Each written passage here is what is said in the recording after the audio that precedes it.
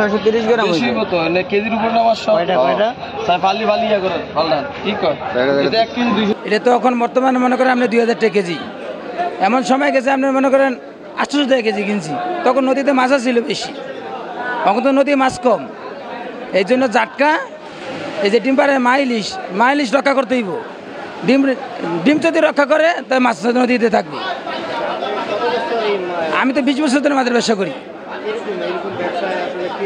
এখন তো মনে করেন মাছের দাম বেশি, এই কারণে আমরা ব্যবসা করে শান্তি পাইতেছি না। এমন সময় গেছে এই কম দামে কিনছি, নদীতে আমরা ডিম ঠিক মতন ডিম ছাড়তে দিতে হবে মাছেরই, তাহলে আপনার মাছ উৎপাদন বেশি হবে। ওখানে উৎপাদন নষ্ট করে ফেলায়। কিছু অসুস্থ জানলে আছে, এদেরকে মনে করেন আপনার মাছ ধরতে সুযোগ করে দেয়। এই সুযোগের কারণে মনে করেন আমরা মাছ পাই না ঠিক মতন। তখন মনে করেন আগে তো মনে করেন আমরা 100 টাকা আলি কিনছি, 50 টাকা আলি কিনছি, ওখানে এই মাছ কিনি 500 টাকা আলি। এ তো মাছ নাই, এই হিসেবে মাছ কিনতে হয়। তবে জাটকা নিয়ন্ত্রণ করতে হইব, আর তোমার মাইলিশ এই 22 দিনকার অভিযান এটা পালন করতে হইব।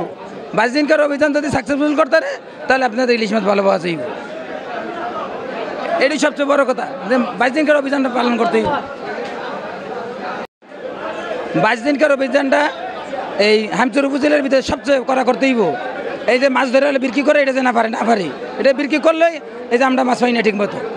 তখন 22 দিনকার অভিযান ঠিক মতন সব কোস্টগার্ড, পুলিশ, হ্যাঁ, এগুলি যে ঠিক মতন ডিউটি করে তাহলে আমাদের মাছ ঠিক মতো পাবো।